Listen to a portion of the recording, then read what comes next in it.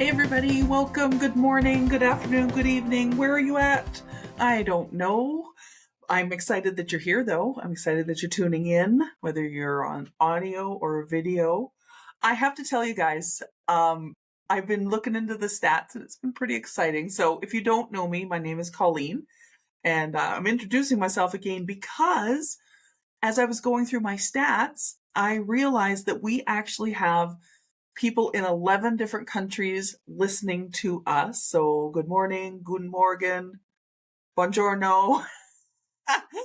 That's all I got for you. But it's kind of exciting to see that there's people from all over the place listening to the podcast. So that made me super happy. The funniest stat that we had though is that our number one downloads is Canada. Number two is US.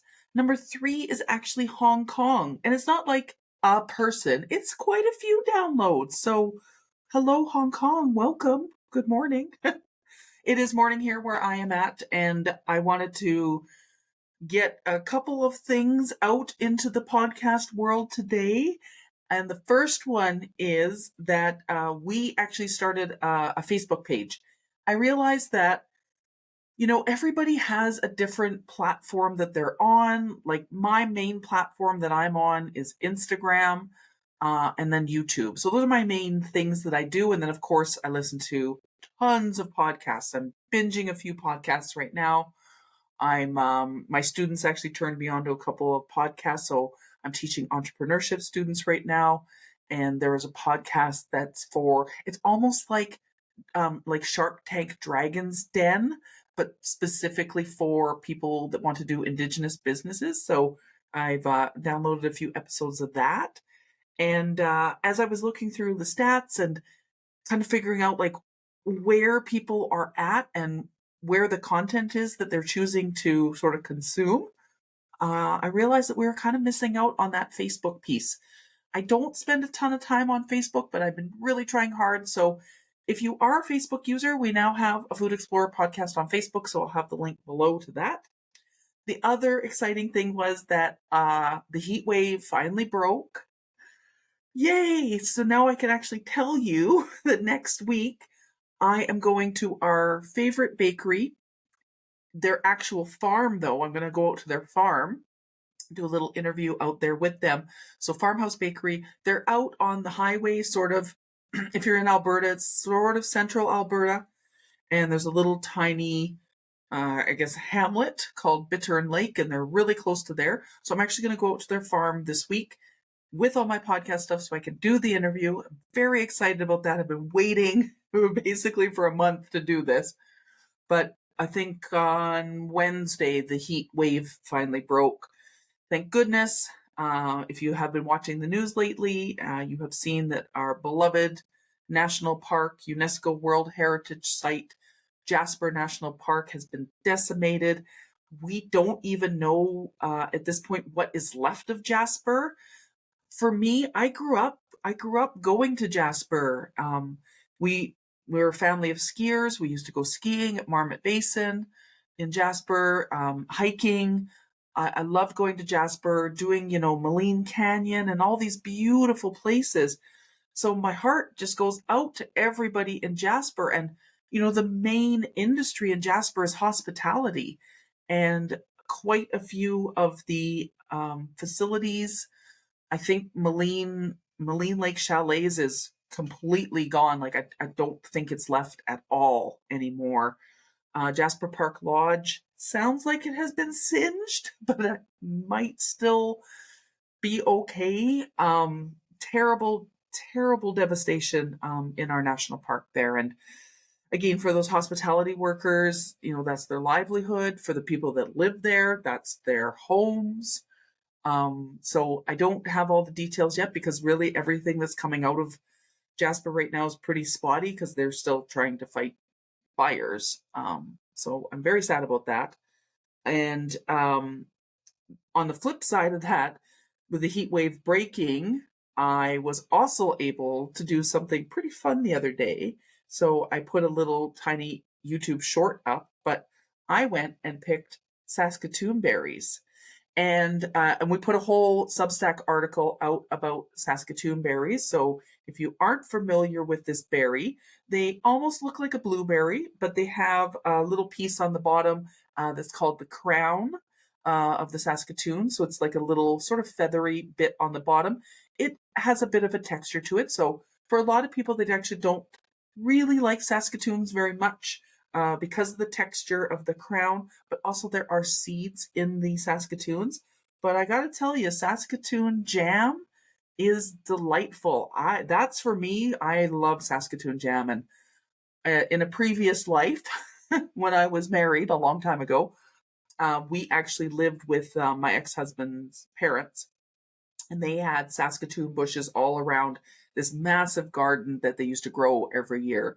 And so in Saskatoon season, which is pretty short, we were out there every day picking Saskatoons. So I'm hoping, fingers crossed, that the Saskatoon Berry Farm that's right by where I'm staying in the country still open tomorrow. So I go back out to the country tomorrow because they had two other species of Saskatoons that I had never tried before. So the regular, normal sort of everybody knows Saskatoon berry is the Northline species, cultivar. Technically, it's called a cultivar. And then they also have these ones called Smoky, and then they have another one called Honeywood. I got to try some of the Smokies when I was there, and they were delicious. They very much tasted like grapes. I felt like the crown on them was not quite as pronounced as on the Northline Saskatoons. I did not get to try the Honeywood yet because they just weren't quite ready. But I actually spent quite a bit of time talking to the farmer, Farmer Dave. Hello, Farmer Dave at Hillberry Farms. And we had a really great conversation. And I'm actually pretty sad because I actually recorded the conversation because I didn't want to forget anything. And then when I listened to the recording later, it was not a good recording. So, because I was going to play some clips for this episode this week of me having a conversation with Farmer Dave. But that didn't work out. That's okay. Learning lesson. I know for next time to have a better way to actually record the conversation.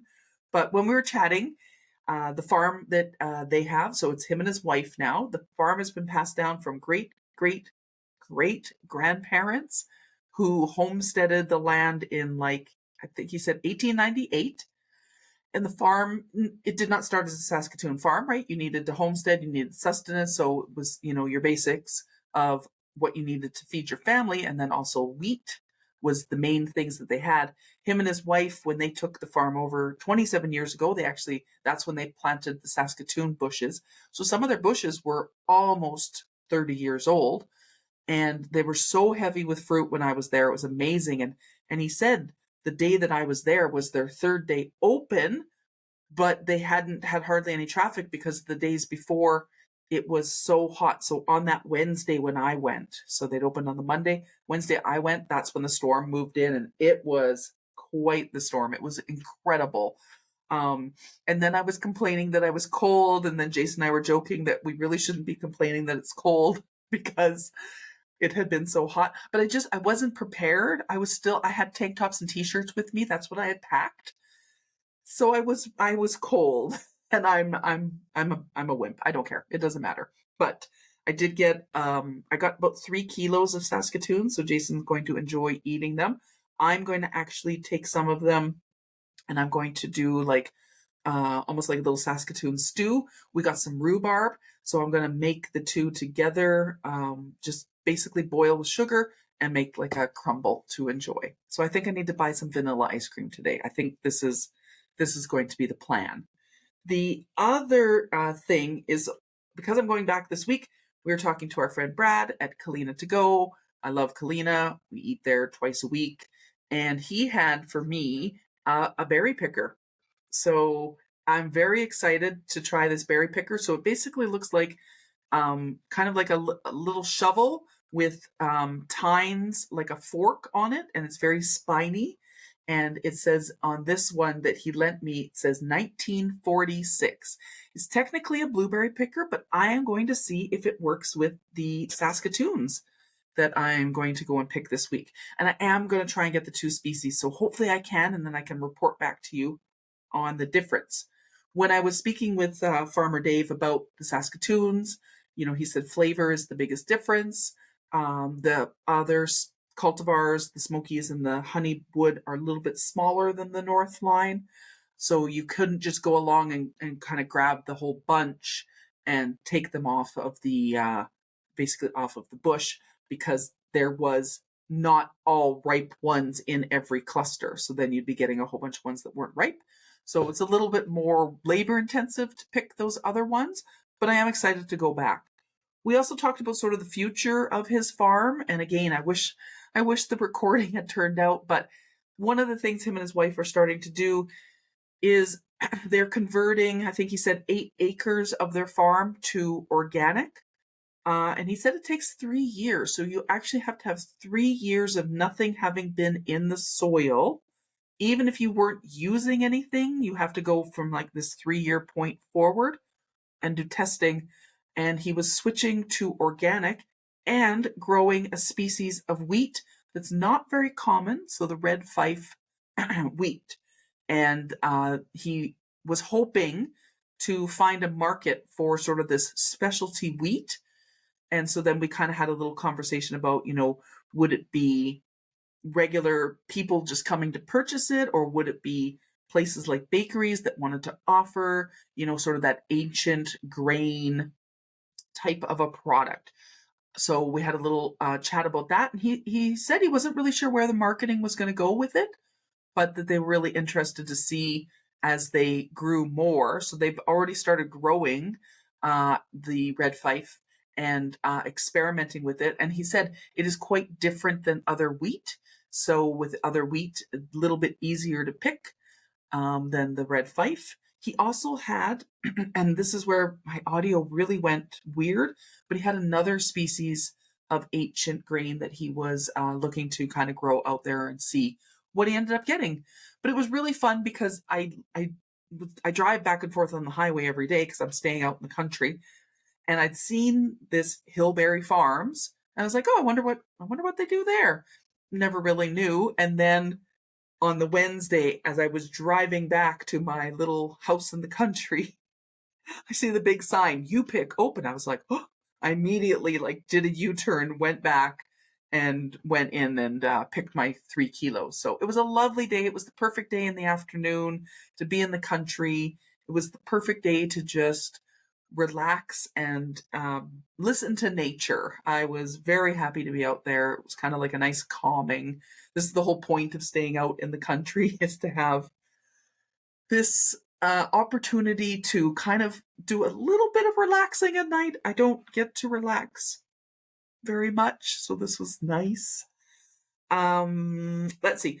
2 other things to tell you. Nice short episode today. First off, there is a local coffee shop, bakery, bookstore that just announced yesterday that their building had been purchased. So this is in the city of Edmonton. It's kind of a beloved space for people to come, and it's very inviting and lovely. I've had many meetings there. So it's called Mandolin Books Coffee Shop. And they've got fresh baked items. They use other local vendors for some of their stuff, like their coffee and everything. And they're really a nice community area. So they just put up on their Instagram yesterday, very sad news that their building was purchased and the landlord has booted them out. And I'm having a conversation with some bookish friends of mine, and we're very confused. We're very confused. We don't know who purchased the building, so they've obviously got some idea of what they want to do. But it's one of those things where, when do you become so out of touch as this landlord to purchase something that's a beloved space? The area of Edmonton that this is in is the Highlands, and it's a walkable community. There's lots of walking paths. There's a whole thing called Ada Boulevard, and it's a beautiful boulevard. You're walking, you're right above the river. There's a golf course. There's residents that have been in the area for a very long time. And where Mandolin Books is, it's like a little set of, I wouldn't call it a strip mall. It's like 4 different sort of businesses that are there, with them being a business that has been there for 21 years. So now they've been told, get the F out, you're done. And I'm kind of, it's frustrating. It's one of those things where, it's such a hub for the community, the person that goes and, grabs their coffee in the morning. I've gone, grabbed a coffee there, met up with my friend that lives in the area, and gone for a walk along Ada Boulevard, right? And it's just an easy access point. It's a cute little bookstore. It's like a little used bookstore. But I don't know what's going to happen with the space now. But the owner, of course, is heartbroken. She's like, this is not how we wanted our business to end, with basically having to do a fire sale, pennies on the dollar, everything's got to go. And they don't have enough time to find another space. And rent for properties is very hard. But, that local coffee shop, that place where you go, you get your cup of joe, you see your friend, you grab your cookie, and it's these little food establishments, that also have other attractions to them. And when we lose these places, we lose a big part of our community, and it's all part of our, our food culture, our food memories. And so I don't know, we'll see what happens with it. Jason and I are actually going to go this morning and go give them some support before they close, just because I have another week away teaching, and then I immediately go from that to dog sitting way on the other side of the city. And then from that, I go back to teaching. So I'm going to be back to teaching a hospitality course. Very excited. I have a whole new curriculum to teach. That's pretty cool. And the final thing that I wanted to say, so I don't know, you probably, wherever you live, you have some kind of county fair, some kind of exposition, some kind of summer, thing where, the rides come to town, it's the carnival, you got the carnies, you've got the corn dogs and the slushies and all that. But of course, you probably have noticed that over the last decades, these exposition events, things like, so in Canada, the Stampede in Calgary is huge. We have one in Edmonton called KDays, Klondike Days. It's supposed to celebrate, the Klondike Rush. It doesn't anymore. It really has nothing to do with that. But the weird foods, okay, you guys, the weird foods. So Klondike Days finishes today. I'm going to see if I can compile a list of all the weird foods that were served at Klondike Days this year. One of them, which I know for sure, was a $19 watermelon burger. Yeah. So if you're in your brain trying to imagine what that looks like, and you're thinking, oh, watermelon and what?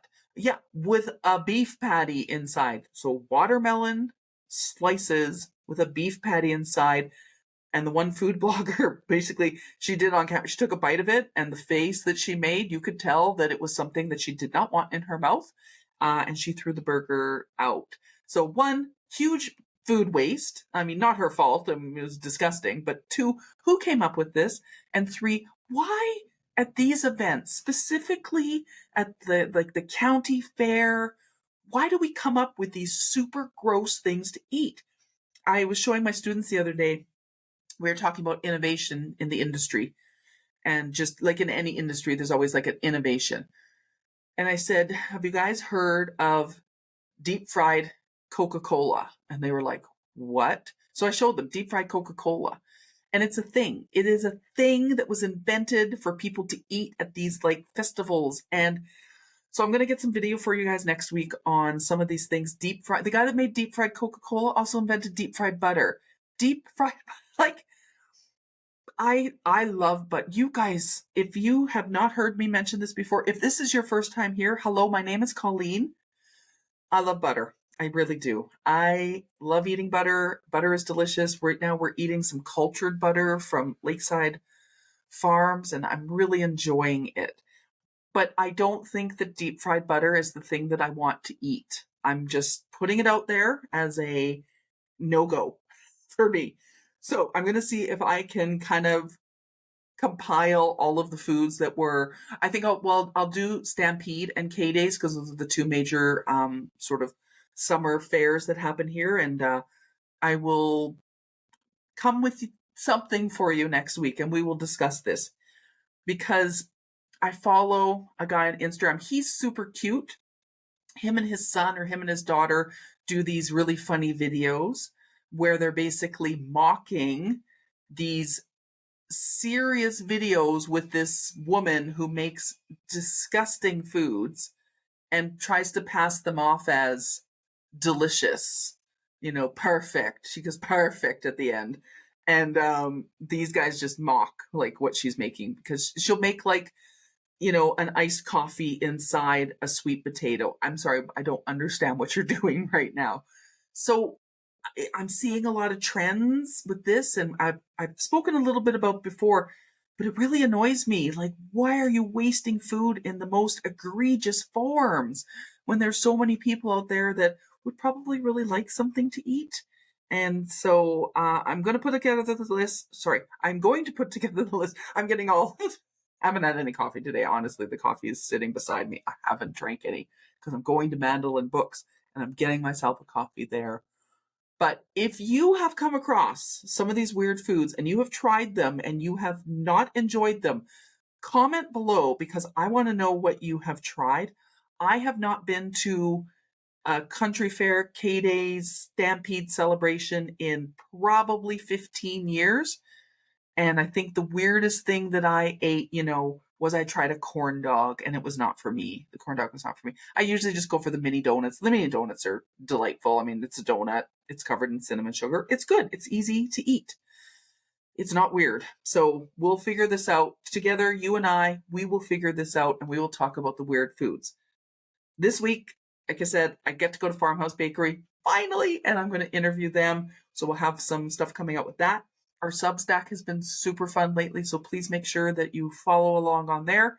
Our Substack is all different articles where we go really in depth into different topics, but in a fun way. Jason and I write them back and forth, and it's a good time. New Facebook place to visit us on Facebook.